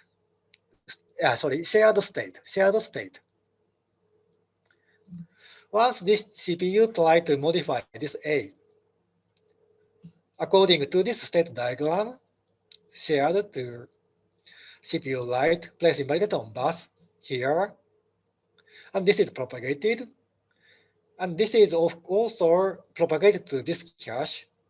Now state and receives the invalidated request. This corresponds to this here. And by receiving this invalidation request, this A cache line becomes I from S, invalidated state from S, shared state. And next time, this CPU one try to load A here. Now state is I. And the CPU read miss request is placed on the bus. And this request is also broadcasted. And this cache listen it, can receive it. Now it's modified state, and receive a read miss request. And by receiving this request, this cache data is written back like this to this. And now memory has data copy of flash data A prime. And after that, this cache can read the flash data A prime from memory to cache. And finally, both become flash S state. Okay. And let's think other scenario according to this diagram and this example. This state diagram and state transition are a little bit complicated, so please try yourself to understand this coherence protocol and the behavior by yourself deeply. So now the time to finalize the lecture, and I prepared several advanced topics, but it's okay. Because in order to understand the next week's lecture topic, the minimum requirement is the understanding of the basic of cache hierarchy and also basic of cache coherency protocol. And the important point of cache coherency protocol is here. Keeping the latest memory object always one in the system by utilizing write access serialization. This is an important point. As a result, again, flash data is always one in the cache. Old data is always invalidated. This is important.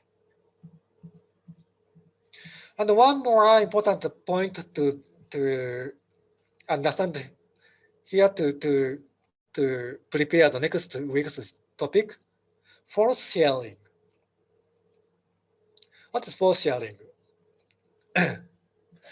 As I said, firstly, cache line, cache line size is enough larger than element size. For example, integer type is usually 4 bytes, but typically one cache line has 64 bytes. So one cache line can keep multiple data elements. And sometimes this kind of situation is occurred. Now one cache line has data A and data B. CPU 0 only use data A. CPU 1 only use data B independently. It means CPU 0 does not use data B. CPU 1 does not use data A.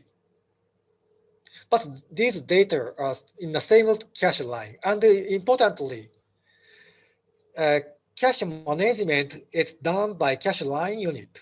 Of course, cache invalidation, cache coherence protocol, it works based on the cache line unit. So when data A is updated,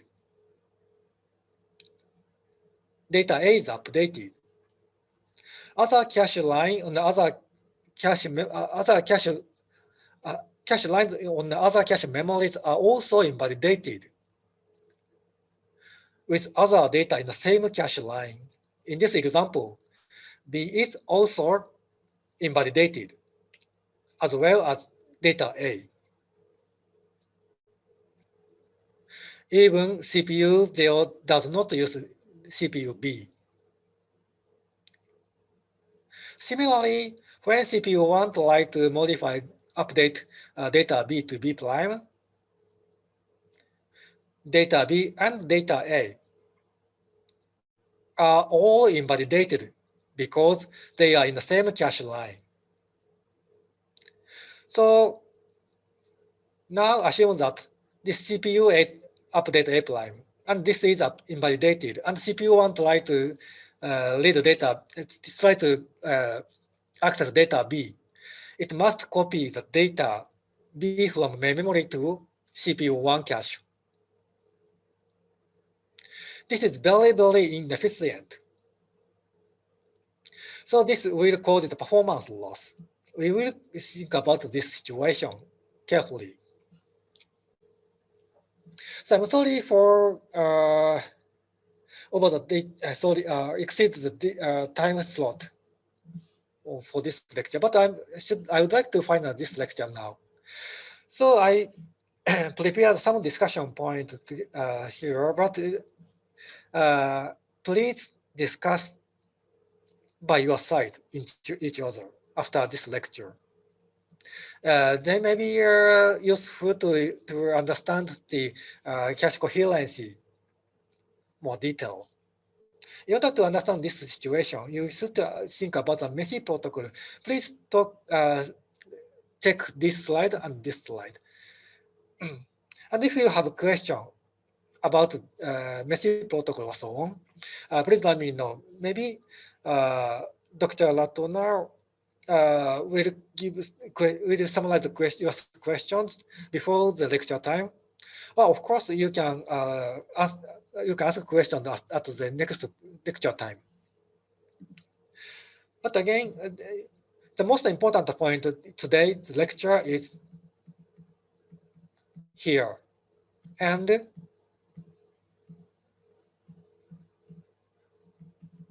okay, here.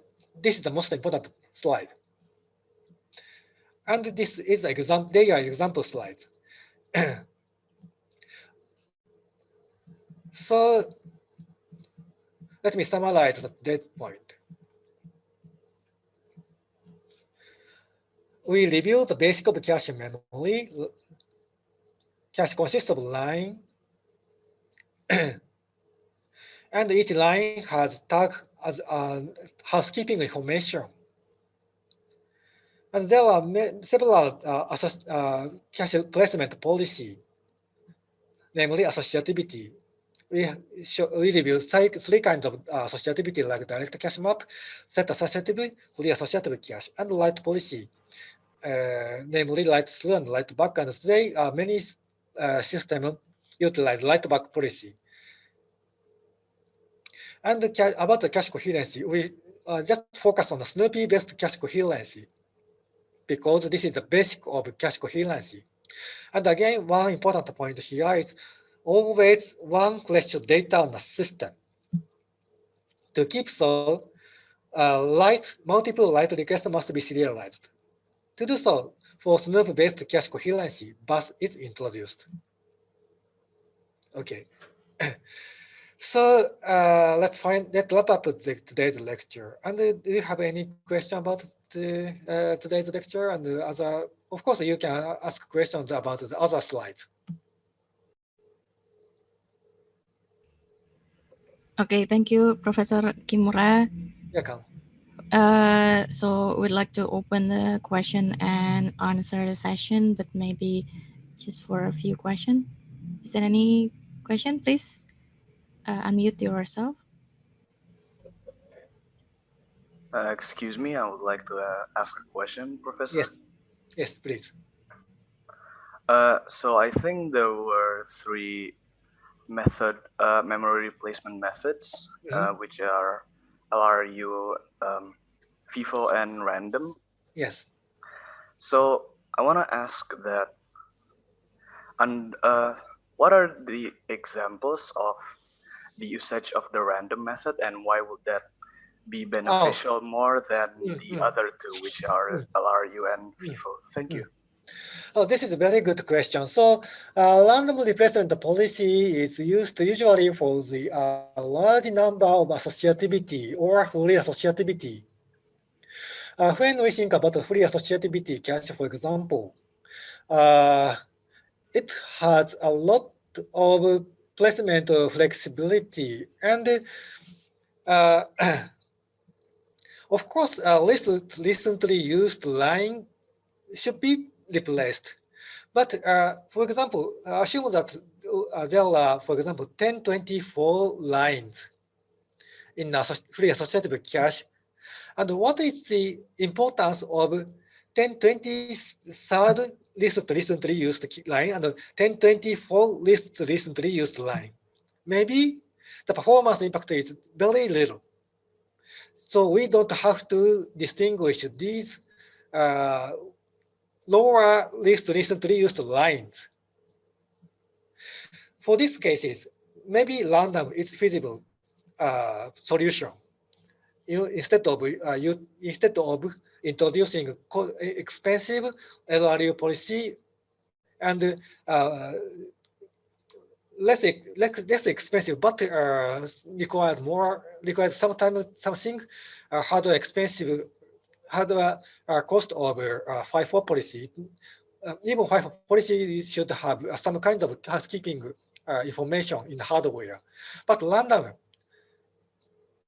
it requires very little housekeeping information in hardware, very cheap.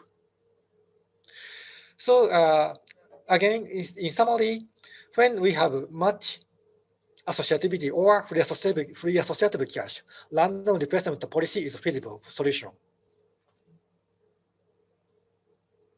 Or in other words, if we have much less limited number of associativity, which line must be replaced, which line should be replaced is very important issue for performance improvement. In order to mitigate the performance loss as much as possible by carefully choosing the replacement line. To do so, sophisticated LRU is the best solution. So fewer lines, LRU or similar policy is better. Larger lines, larger flexibility, anyway, is okay. Random is feasible solution. It can be answered.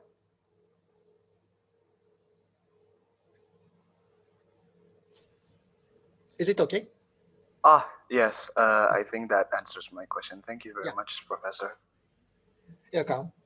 Okay, thank you. And another question, maybe, please. Excuse me, Professor, I want to ask something. So I recently heard a new processor which the memory is integrated to the CPU itself rather than having a dedicated DDR RAM slot. Yeah, is it more efficient and like is it a game changing to the processor family or processor world? Thank you. Very good question. So today I didn't talk about the organization of main memory, but the organization of main memory is also an important issue in integrating a system, computer system. And usually main memory is connected to the CPU as a distinguished module, memory module. And there are several other implementation choices.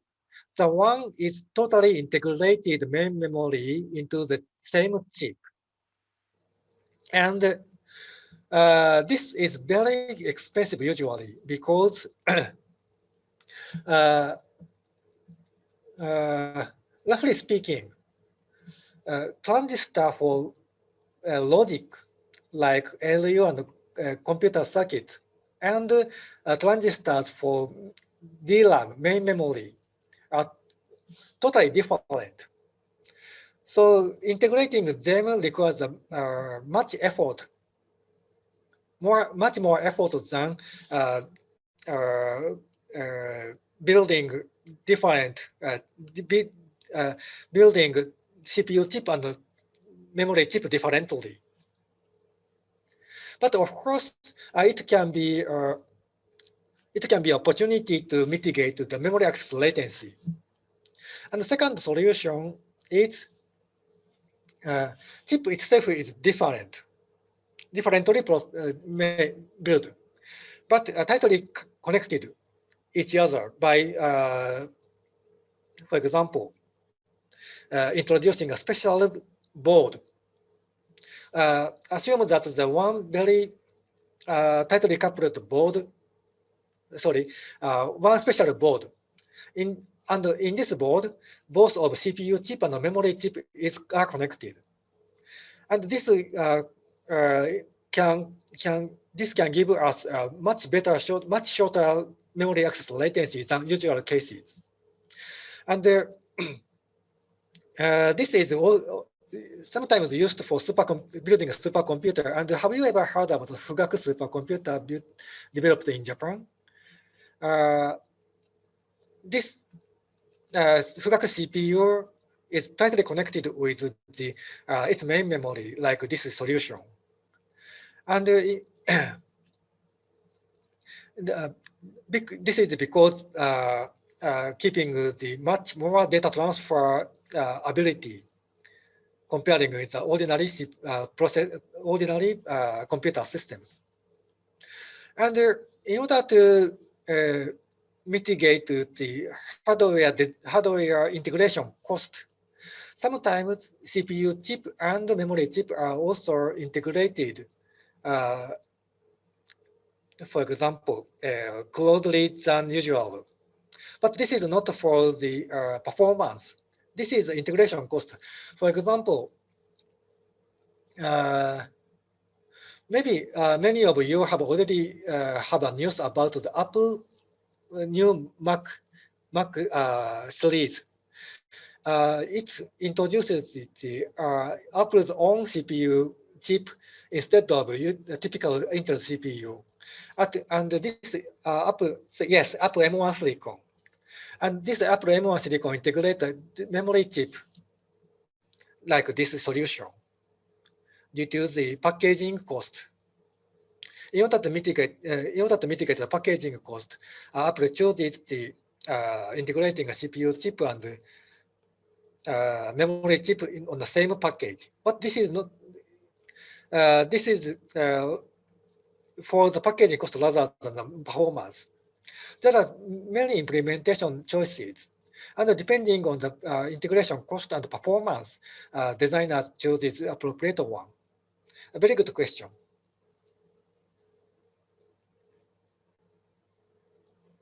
Okay. Thank you, Professor Kimura. Thank you. Maybe the last question. Excuse me. Yes. Yes, please.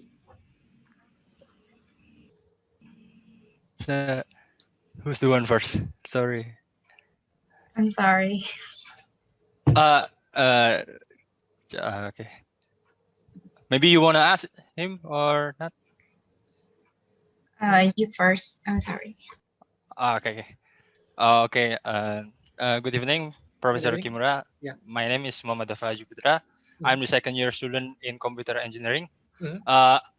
Maybe I have two questions for you. The first one is when you presented about the associativity in catch itself, there's a formula for direct mapping and set associative, which is direct mapping is 10 mod 8 and set associative it is 10 mod 4. If I wrong, please correct it. Is it the modulo 8 is fixed formula for the mapping itself, or is it based on the how many lines is in the cache itself? And the second one is want you to answer it first. Yeah. Okay. So before going to the next second question, let's think about the first one. What is the which decides this modulo 4, modulo 8, and so on? This is a very good question. So this depends on the number of lines in the cache. For example, in the case of direct map cache, in this example, okay, this is just an example. This cache has 8 lines. 8 lines. So as I said before, 0, 1, 2, 3, 4, 5, 6, 7 is associated with 0, 1, 2, 3, 4, 5, 6, 7. And 8, 9, 10 associated with 8, 9, 0, 1, 2, like this. This is just a modulo of 8. And this 8 is again decided by this number of cache lines in the cache. So how about this 4, parameter 4, modulo 4? This is decided by the number of sets, like here. This has 4 sets. And this 0, 1, 2, 3 lines can be associated with set 0, set 1, set 2, and set 3. 0, 1, 2, 3, 0, 1, 2, 3. And 4, 5, 6, 7. Each of 4, 5, 6, 7 will be associated with set 0, 1, 2, 3. This number can be also derived from this modulo 4 calculation. Again, this is decided by the number of sets. Of course, a free accessibility cache can place any data on any line. So there is no modulo calculation. Yes. Is it okay? Okay. Can I ask about this again? So when the set associative is set on 4-way, there's only 2 modulo that use it. Is it correct or wrong? Yes, in this case, yes. In this case, yes. And more concretely, if, for example, we have double cache lines totally, for example, 16 cache lines And for Waseda associativity, it means there are 4 sets in a system. So it's still modulo 4. So totally, this is decided by total cache line number and divided by total number, number of sets. Okay. Okay. So if this becomes 4-way set associative in this case, 8 by 4, 8 divided by 4 is 2. So as you said, modulo 2 is required. You're correct. You're right. Okay. Okay. Okay. Thank you. That is my first question. And my second question is personally, it's my personal question for myself. And I have a chance for asking for someone that maybe understand about my personal question. It's about the future of computer itself, Professor. When you talk about the future of computer, I forgot, is it IBM or is it Google that already developed a quantum computing? Quantum computing. Yeah. Yes. And my personal question is, when we talk about the quantum computing, how does it will be the multi-core and the multiprocessor implementation on the processor itself when the quantum computing is already implemented as example in the laptop or maybe in the PC itself? Okay, this is also a very important question, interesting question, and my answer of when the quantum computing becomes feasible by ordinary people, it's in my personal opinion, it's too far from here. Maybe 10 years later, it's possible. I'm not sure about it, but within these few years, general purpose quantum computing is not feasible, I think. General purpose means today Google or the web company focus on the quantum annealing computing. This is a special purpose quantum computing, and this is feasible, I think. And this is this quantum annealing computing is used is for targeting for the solving the combination problems, and we have a lot of combination problems like. For example, maybe many of you have already studied about the knapsack problem or the Traverse business person problem and so on. This is a typical combination problems. And quantum computing is quantum annealing computer is very good for these kind of combination problems. And again, let's go back to the general purpose quantum computing. It must overcome several important hurdles like how to mitigate, how to overcome the noise, signal noises and so on, how to overcome the errors in during the computation. And importantly, a programming model is also still open issue. Okay. And the current research progress about the building of quantum computing is like how to build logic combination, how to build a combination logic in the circuit with semiconductor transistor. This is the level of current quantum computing research progress. And after building a logical circuit, we must build the some kind of functional modules, and we must build a system itself. And it must have a more development researching effort. So this is why I said in order to obtain the general purpose quantum computation, quantum computers, it takes more and more years. Okay. But again, many people say, and I agree that the special purpose quantum computation is in front of us. And many companies, many organizations, many universities are now making a great effort on utilizing this kind of special purpose quantum computers.